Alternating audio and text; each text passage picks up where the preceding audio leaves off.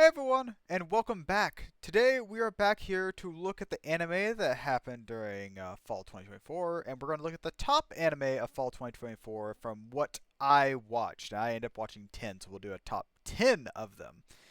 And there are quite a few animes here that I was kind of excited for, and I'll be honest with you, some of them kind of let me down. So let's go on to the first one, number 10. I guess the one that I was kind of excited for that kind of let me down. First, number 10 is Uzumaki. So, Uzumaki, if you don't know about Uzumaki, it's a very, very good manga series that involves spirals. And basically, spirals have infected the town. Everything that is a spiral has some sort of weird thing going on with it. Like maybe it's pottery, maybe it's a hurricane or tornadoes, maybe it's a snail shell. Just anything that's spiral really kind of infects the town. And the Uzumaki anime series here kind of fit everything that was in all of the manga into 4 episodes. And I don't think it did a very good job at it. Now, I'll say this, okay? Episode 1 I felt like was pretty well done, okay? I liked number 1. In it animated some of the earlier chapters, and I thought they were pretty good. But then by episode 2, it started kind of going off the deep end a little bit, and by episode 3 and 4, I was like, how do they do this? How do they go from doing really really good to absolutely terrible? And that's why I have these memes here. So I have one that is me and the gang after episode 2 of Uzumaki. Very, very sad. Very, very let down. And then Uzumaki's trailers and posters and only referencing episode 1 looks really good from the front. And then all the rest of the episodes in the back were quite terrible. Uh, I don't want to blame the animators or anything like that because they might have been under like really short time constraints and everything like that. I don't want to blame them, but whoever it was that gave them the short time constraints or like greenlit this, I feel like did a terrible, terrible job. They shouldn't have done that. But I will say this: if you want to watch the first episode, and if you like it, don't watch the rest of the episodes. Just go ahead and read the manga. That's what I would recommend because the first episode I felt like was pretty good. And if that can get you into the manga, there you go. So that is number 10, Uzumaki. Okay. So we have number 9, Loner Life in Another World. And kind of like the description for it said, is basically an isekai, a whole school of, well, a whole classroom of kids get isekai to the fantasy world. And they get magical powers and stuff like that. I think each person really got to choose one magical power that was there was like a wall that had all the writing of all the powers on them, and they're like, "Oh, I want this one that's like puppetry, or I want this one that's like really powerful magic stuff, or something like that." Um, and by the very end, our main character was the last person to choose, and all of the skills have been chosen. Like all the good magic abilities have been chosen, and he basically talked to God, and he was like, "Can I just have all the ones that are left over?" I'm the last one. Can I just have all the leftover ones? And being the good guy that he was, he did. He let him have them. So our character got all the leftover skills, and I mean, not really. They're not really powerful in their own sense, but the way the character can use them is kind of interesting, and he can kind of make like he has one that he can mess with temperature. So he does that, and he can do like ice and fire magic. I'm pretty sure, and then other stuff like that. But that is just like the very beginning of the show. So, Loner Life in Another World, whenever he first pops in his old world, he was a loner. In this one, he wanted to continue on being a loner. And it didn't turn out that way. So, the name of the series is not exactly what happens. So, on the meme I have there, I said episode 1, he's working his way through another world alone. And then by episode 4, he has the whole class following around. He's helping the whole class live and level up and stuff like that. And they will not let him be alone. So basically, he starts out wanting to be alone, and he keeps trying to be alone. He keeps trying to leave the group, but they keep pulling him back in, finding him, and whatnot. So it's kind of interesting and also a little bit boring because the world building is not really that great in it. It's kind of boring because they never leave the one town. All they do is there's a forest that he lives in for like I think 1 or 2 episodes. Then they go to a town where they live out for a while, and then there's a few episodes where they go to a dungeon. And that's all the world building we got for it. So I mean, not really that great. Most of the characters are pretty like paper, like cardboard cutouts kind of thing. Like, oh, you kind of know what they are, but you don't really know much about them. So yeah, I mean, it was all right. I don't want to hate on it too much, but I feel like there could have been a lot more done. They had way too many characters that they could not flesh out as much, and then they also did not flesh out the world at all. But I mean, it was better than Uzumaki. What can I say? So let's move on to number 8. So for number 8, I had as a reincarnated aristocrat, I'll use my appraisal skill to rise in the world, and this is season 2 of it. Um, it's exactly what it seems like. Our main character has the appraisal skill, so he can look at people, tell what kind of skills they're good at, and stuff like that, and then he can like some of our main characters he finds like living on the streets or stuff like that, or I think one of them. Well, I don't think any of them were at orphanage. I don't know, but he finds them just like anywhere about the city, and they don't look like they're that good at anything. But then, like the one guy he finds on the street ends up being a very very powerful like warrior fighter kind of thing. He finds another girl that like stole some money from him, and she was like a very impressive mage. And he just goes around and looks at people and be like, "Hey, that person's good at this. I'll take them in to help me like do stuff." And this season, the war has broke out in the country they're in, and he is basically going to war fighting, which him himself is not really fighting, but he is kind of leading people, leading like fighter units and stuff like that. And then also he's using all of his other people he's found around the world that are good at magic, good at fighting, good at strategy and stuff like that. He's basically using them to help save the country and whatnot. It's pretty interesting. I do like the characters in this. This fleshes them out pretty well. You learn about each character. Like each character gets about an episode. Like the episode they get introduced, they usually get about an episode of character growth, stuff like that. They do get a little bit more as the series goes on, but you get a very good foundation for each character before you move on. Oh yeah, during the war, like I think yeah, they end up like basically winning the war at the very end. And then our main character does end up getting married. So I mean, it was a nice thing. I mean, even if we don't get a season 3, I mean, it felt like it ended pretty well. So yeah, I'm not too sad about this one. This one was pretty good. Like there's not a ton to it, but there's enough. Like there's world building, the character growth from the characters. It's a pretty grounded show. Like this is probably the point that I would say like, oh, this is a fairly good show from now on. Like when we get on to 7 and 6 and stuff like that, I feel like all of these are pretty good shows. Like just 10 and 9 weren't really that great. So let's go on and move on to number 7. So for number 7, we have Fairy Tale: A 100-Year Quest, which this is a continued one from last season, but there was more stuff that we ended up seeing during this season. So last time they had just defeated the Water Dragon, and then they also well the Water Dragon God, and then they are also going to fight the Wood Dragon God. So we actually got to see the fight between the Wood Dragon God, and you can see him in the very, very far corner over there. And then below him, we have all of his different god seeds, he calls them. And he had 5 of them because he had 5 orbs on his body to help control his power and whatnot. And he had 5 god seeds to control different amounts of his power. So we had to have all of our characters kind of fighting different god seeds. And they all had different powers and whatnot. They were pretty actually cool. I liked the Wood Dragon God fight quite a bit. And then, right behind me here, we have the Moon Dragon God, Celine. And she has dimensional magic. So dimensional magic basically means she can go between worlds and stuff like that.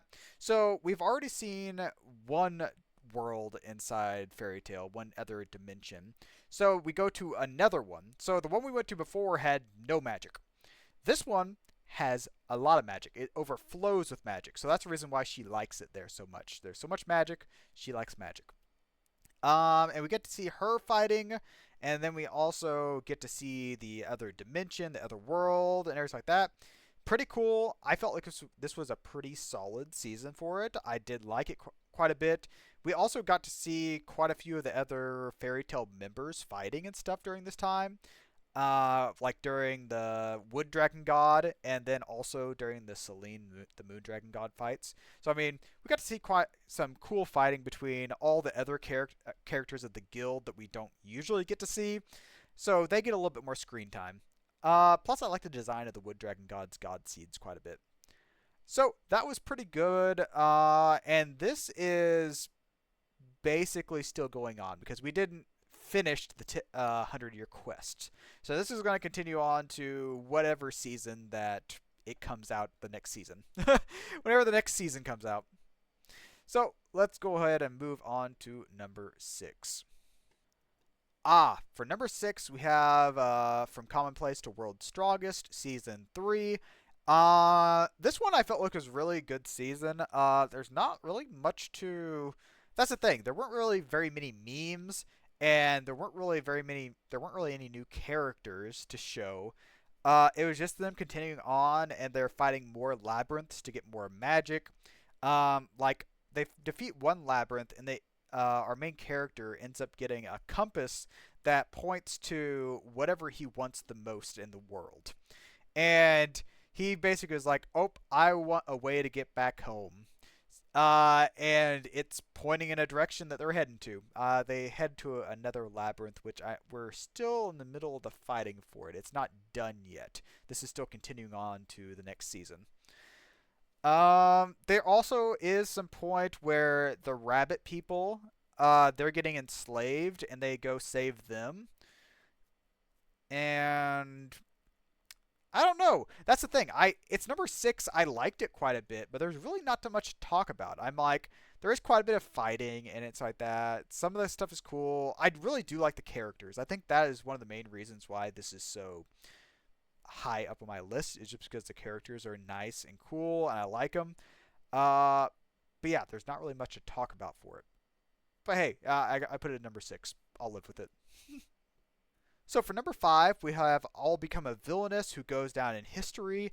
And like the title says, our character is put into the video game as the villainess, and she wants to be known. She wants to be powerful. She wants to go down in history, exactly like the title says. So she trains. She trains magic and swords before the story for the main game comes in, and then she goes to the school, meets up with the characters that are kind of in the video game story kind of thing, and instantly the Duke likes her. And then I should talk about the heroine, okay? So the brown-haired girl in the very picture here with green eyes, she is the heroine. She is, I think, the saint they call her. And she is basically goody two shoes. She can do nothing wrong. And it turns out, by watching the show, by the end, we learn that she gives off an aura. So the saint gives off an aura that makes people like her. So she gives off an aura that makes people like her, and then our main character, the villainess, is kind of mean to her. So basically everyone is shunning her, not liking her, except for a few people. A few people can see through the aura. If you're really strong with magic, you can see through it. But yeah, it's basically her at odds with the heroine, the Miss Goody Two Saint. Uh, and the thing is, the saint doesn't know that she's giving off the aura. So I don't want to be super mean to her, but because she didn't know she was doing it. But by the end, she kind of gets to control it. So I mean, she kind of turns out all right. Um, and like I was saying before, our character is not being cruel or mean. She is kind of pushing the heroine to become better. So, like the heroine, the saint, would say, like, oh, we need to be nice to people and give food to the hungry and whatnot. And our character's like, okay, be nice to them? Sure, we can be nice to them, but that's not going to change the class dynamics and whatnot. And it's like, oh, where are you going to get the food to feed all these people? It's like it's not going to come out of anywhere. And it's basically our main character is pushing the saint to think about things and be like, oh, I can't just hope everything will happen, kind of like her aura allows it.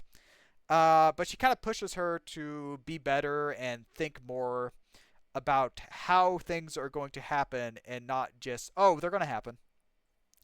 So that's a really cool dynamic. So it makes our character be not like a bad person. They're just a helpful person, I would say. And then I have a few memes here.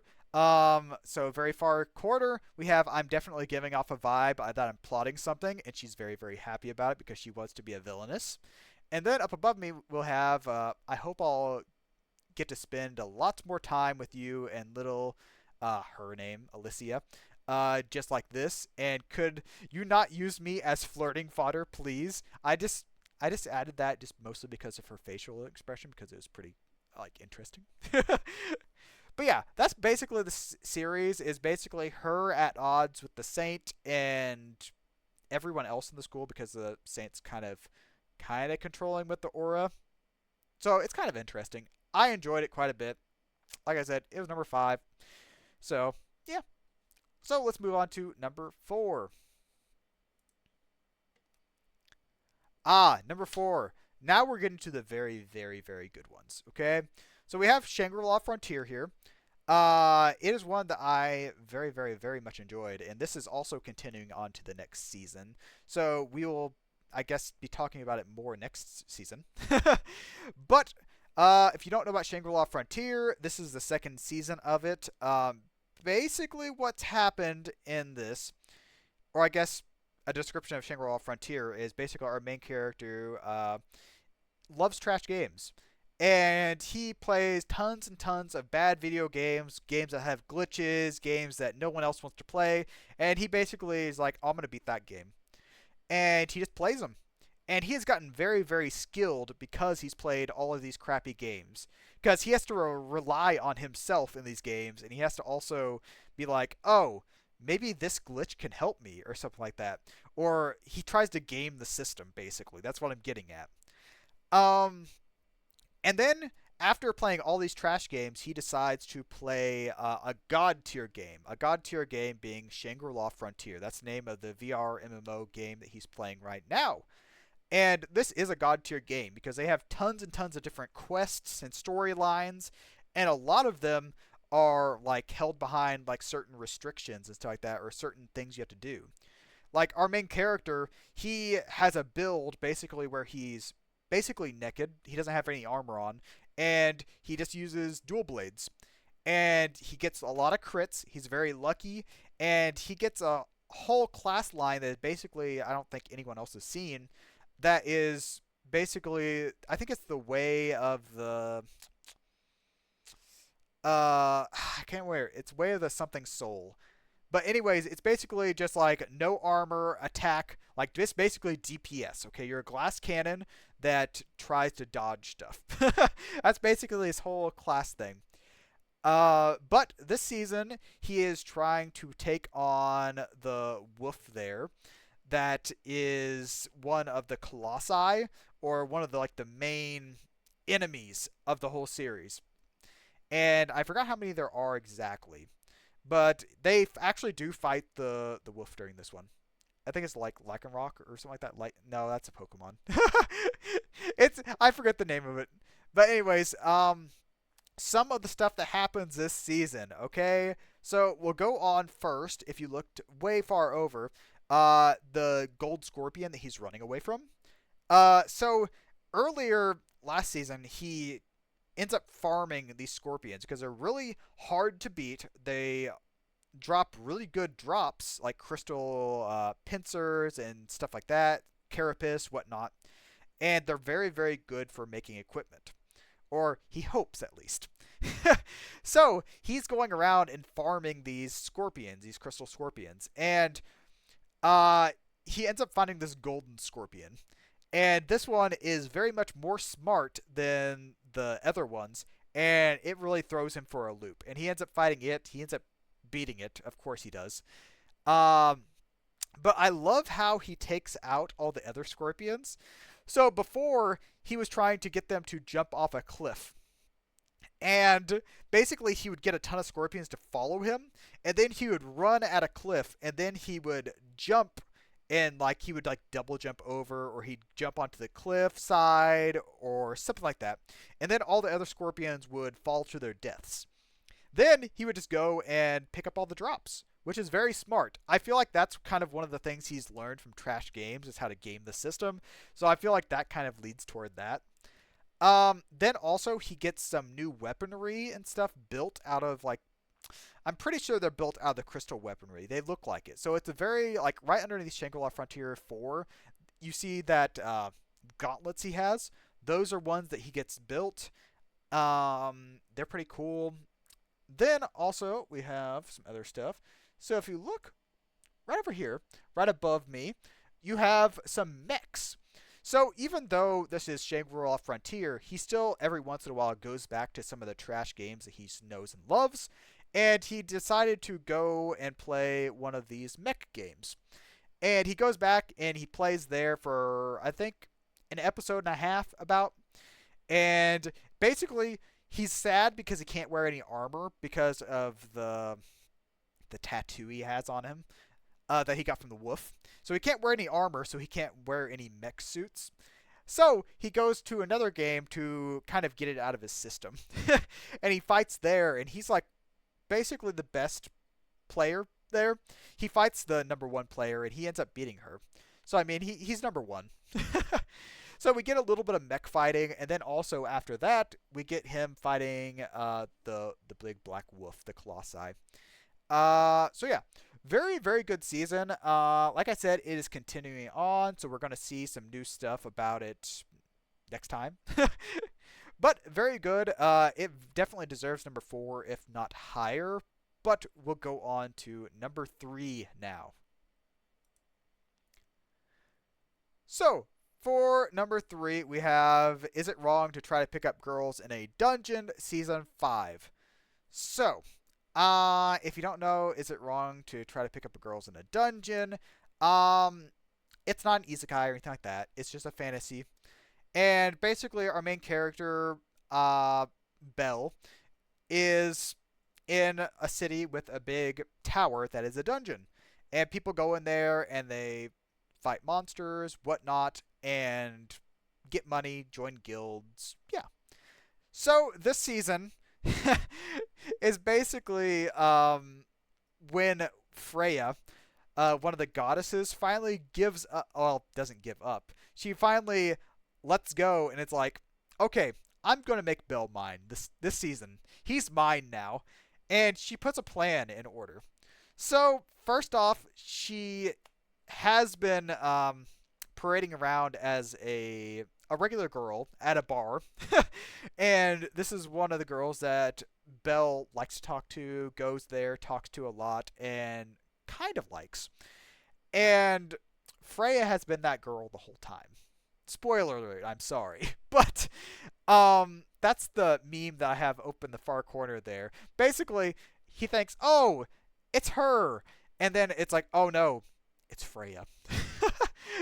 I think her name's Siri, I think. But anyways, like I said before, Freya has finally been like, okay, I am not holding back anymore. I am going to make Belle mine. So she puts together a plan. First off, she tries to trick Belle into liking her as Siri or whatnot. That doesn't work. So what she does instead is, okay, if I cannot trick him I'll try to trick him even harder. Basically. So,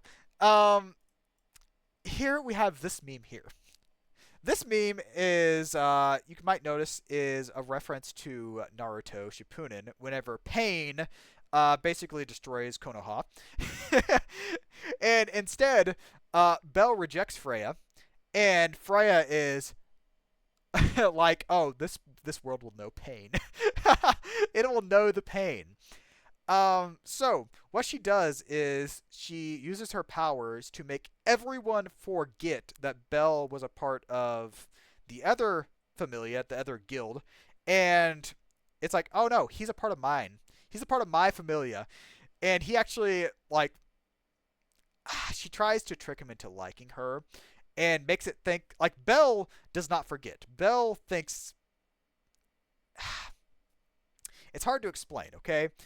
Bell thinks that it's a dream. He thinks that like everything that he had, like all the other 4 seasons, he thinks like, oh, that was a dream. I just have amnesia. That's the reason why I don't remember Freya and stuff like that. And Freya has made everyone else in the world, well, in the city, forget that Bell was a part of Hestia's familia. And except for a couple people that are like a couple, well, one goddess, Hestia. Hestia can remember. And Bell keeps fighting back and whatnot, until finally, they do something. I don't want to ruin everything. They do something to make it so Freya's spell gets destroyed. And then at the very end of that, they get ready to have an all-out war game where they're fighting over Bell. So basically, if Freya's familia wins, they get to keep Bell. If everyone else wins, then Bell does not join Freya's familia. And that's basically what we're leading up to for Season 6. And it's pretty dang good. This was an excellent, excellent season. Like, this is one that I loved quite a bit. Because just seeing Freya go, like, I'm not holding back anymore. I'm getting what I want. Like, don't get me wrong. I don't like the way she's going about it. But I can understand. I can understand.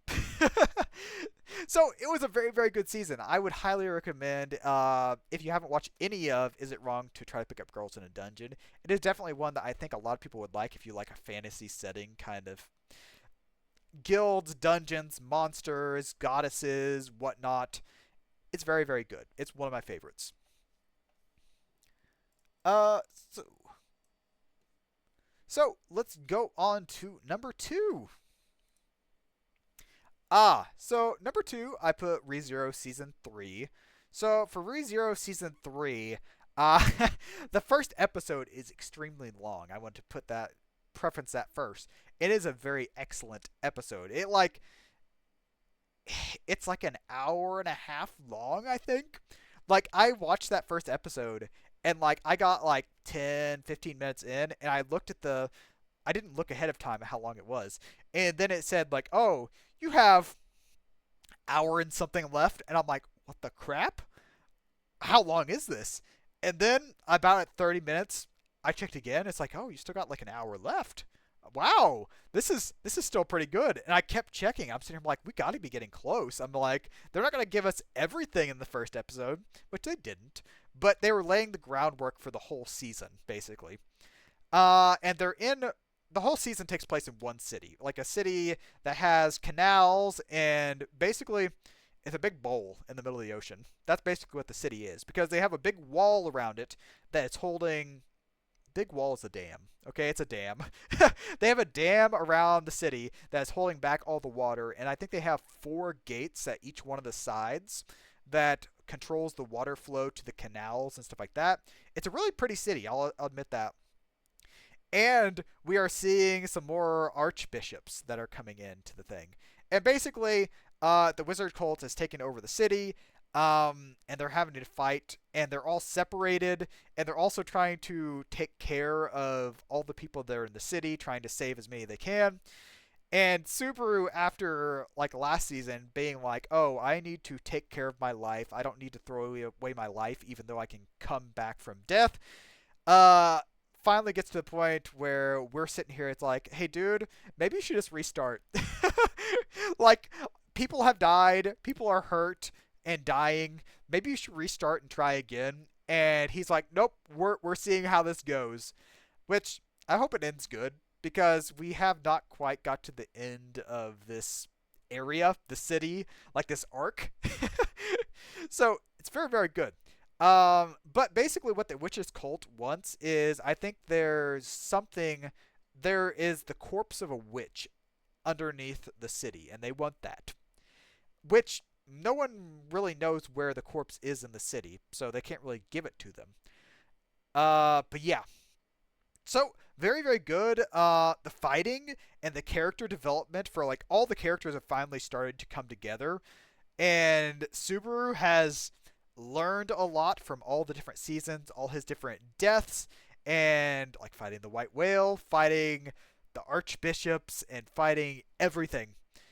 All the stuff with the sanctuary last season, all the characters he has met up with, like joined his group and stuff like that, all of them fighting for one cause to defeat the witches cult.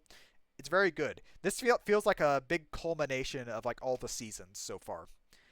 And then I have some memes. So, in the very far corner, underneath the ReZero Season 3, we have, the worst she could do is say no, right? Okay? Like, if you ask a girl out, the worst she can say is no, and instead, it's like, I will never be yours. And it's like, wow, that hurt. That hurt.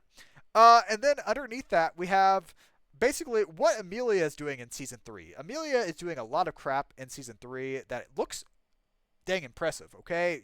Everything she does, it's impressive and cool. And then we have what is Rim doing in Season 3? And Rim is sleeping, okay? I am a big Rim fan. Rim is great. She is one of the best maids, and really, whenever I heard her heartfelt confession in the earlier seasons, she was wonderful. I don't know what Subaru sees in Amelia, other than he just likes her, I guess. But anyways, let's move on. I should not get into that. Then we have this meme here. This is like, I blew it up pretty big since we had a lot of space here. But anyways, it's Amelia saying, it's more satisfying to hear a single thank you than a lot of sorries. And I'm like, okay, I can kind of understand that. But then we have later on, which this is one of the earlier seasons, but I felt like I added this in. And this is Subaru thinking back to that, saying, I'm coming in. If you're in the middle of changing, thank you. And it's like, I'm not going to say I'm sorry. You said I want to hear thank yous, okay? So he says, I'm thank you. He says thank you as he's charging into her dressing room. So yeah. And then at the very end, it has Subaru here saying, anything you say can and will be used against you. And that is extremely correct. So yeah, this season was very good. It is leading up to a lot of stuff, a lot of stuff that I'm completely ready for. I'm ready for season 4. So let's move on to number 1. So for number 1, of course, I had to put Dandadan. Dandadan is one that whenever I was initially looking at this, I thought, oh, that might be a cool premise, you know? A girl that believes in spirits, a guy that believes in aliens, and them coming together and trying to figure out which is real. And it turns out both of them are real. Spirits and aliens are definitely real in this series. It was a really good premise. And it was really good. It was a little bit like pervy at some points because one of the spirits keeps saying that she wants the main character's weenie or banana, I think some characters say. And then the aliens also want the banana. So stuff like that. And then there's a lot of ball jokes that we'll talk about because I have a meme for it. But basically, our guy character there, like I said, believes in aliens. And he ends up getting some powers from one of the spirits, which we call Turbo Granny. And basically, Turbo Granny's she's basically very, very fast. She can run fast. And our main character ends up getting her powers. I'm not going to ruin how he gets them, but he does. And he also gets his balls stolen by Turbo Granny. And then our main girl character there, the one that believes in spirits, she can use kind of spiritual arts, kind of like not really magic, but kind of magic. And she fights with kind of magic spirit energy. Our main character fights with kind of spirit ghost energy kind of stuff. Uh, and they basically fight aliens and spirits. And it's a pretty dang good series. I love it. It's number one for this season for me. And I think a lot of people would agree with me that it's very, very good. I don't know for sure if they'd say it's number one. I definitely would. But yeah, very good series. Basically them going around and they fight aliens. And I'll say this, okay? If you can get past like the first, I think it's the first episode when the aliens abduct the girl and they kind of strip her down to just her undergarments. If you can get past that, the rest of it's not that bad. But like that's like quite literally the first episode. If you get past that, nothing else quite comes to that. Okay, it's nothing else gets worse than that. Um, and nothing happens other than that. I mean, like that's the worst it gets. So let's go on to some of the memes that happened during the series since I gave all of that. Um, One of the memes, if we have up here at the very far corner, we have, you want to see my Don cosplay? And this is a guy, I guess, hearing from his girlfriend, okay? And he's sitting here, it's like, oh, this is going to be good. Is she going to dress up as the main girl protagonist? Or is she going to dress up as her grandma, which her grandma, all preference, does not look like she's a grandma. She looks very, very young. Very, very young and very, very good looking. And that's the picture over there in the white hair with the baseball bat held behind her.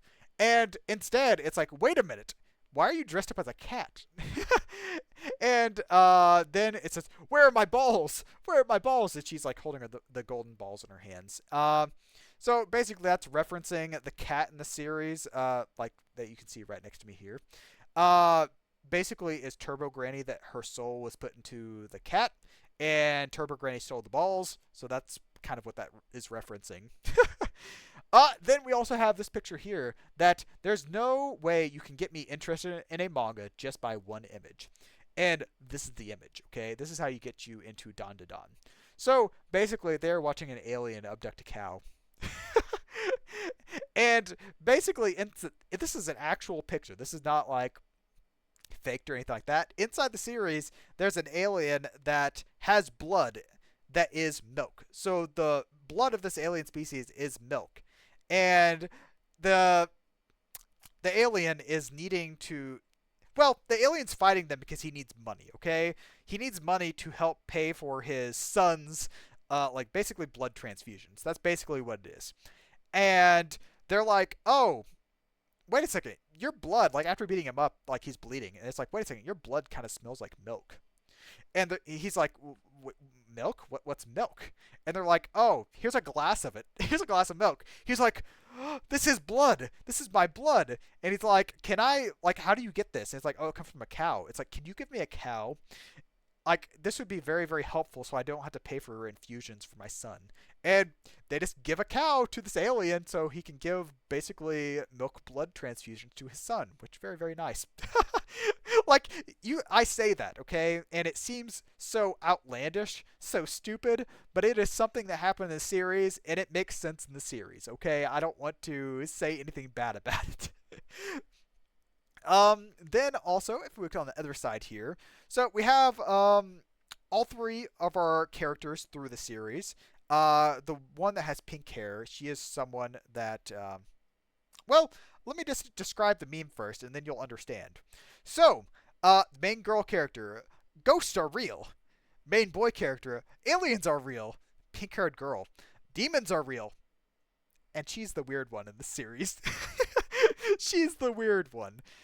Because they know that ghosts and aliens are definitely real. They haven't seen any demons yet. I mean, there might be some spirits, like ghosts, that are kind of demon-esque. But they look at her like she's crazy. And she also thinks that both the main boy and the main girl character are demons. At some points, she thinks they're demons. So it makes sense to her, but not everyone else. So I just love the characters in this. Characters are really interesting, really funny. Some of the stuff that they like happens, like aliens come up multiple different times wanting to steal the guy's banana. And then there's the spirit that are, well, actually I should mention this. He still only has one of his balls. Our main boy character, after beating Turbo Granny, he ends up finding one of his balls, but his second ball is still missing. So he's still trying to find it. So we might figure out where it's at in the next season. There's also some other weird stuff that happens during the series. Like there is, in health class, how there's those like skeletons that have like all the muscular, like the mannequins that have like basically all the skin removed and you can see the muscles, veins, bones, whatnot. Um, there's one of those that is sentient, like living, and it runs around. Like it runs at like Mach 10, like it runs very very fast.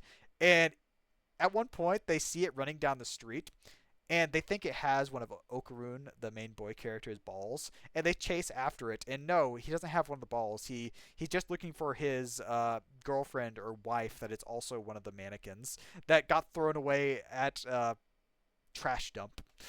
Like all of the stuff that I'm saying about the series is true in the series, and it sounds so outlandish, but it's so good. This is by far, if you don't watch any of the other series this season, like definitely watch this one, and I guarantee you'll probably enjoy it a little bit at some point. But yeah, that is that's all that's the top 10. That's the top 10 of this season. I don't think there's anything else to talk about. Yeah, so basically, I feel like Fairy Tail On are pretty good series. Like any of Seven On, I feel like are pretty good to watch. Now, Reincarnated Aristocrat, it's not for everyone, I'll admit that, but I kind of like city building kind of stuff, so I enjoyed that.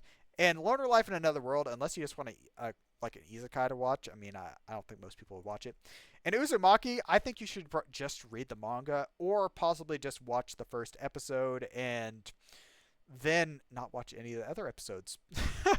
Because Uzumaki is just a great manga to read. I love it. I need to actually buy it in a physical copy because I just read it online. But it's just very good. So, yeah, that was the top anime of fall 2024, the top 10 for me, the ones that I most enjoyed. And I hope you enjoyed. I hope some of you guys that watch these might be like, oh, what's good this, well, last season, I guess. Like, is there anything worth watching? And basically, I'll tell you, Don to Don is worth watching, and if you don't watch it, I don't know what's wrong. What's wrong with you? Are you sick? So yeah, that is my top 10 anime of fall 2024. I hope you enjoyed, and I'll see you next season when we do a top anime of, I guess, winter 2025. So thank you all for watching. I hope you enjoyed, and I will see you guys next time. So, bye-bye.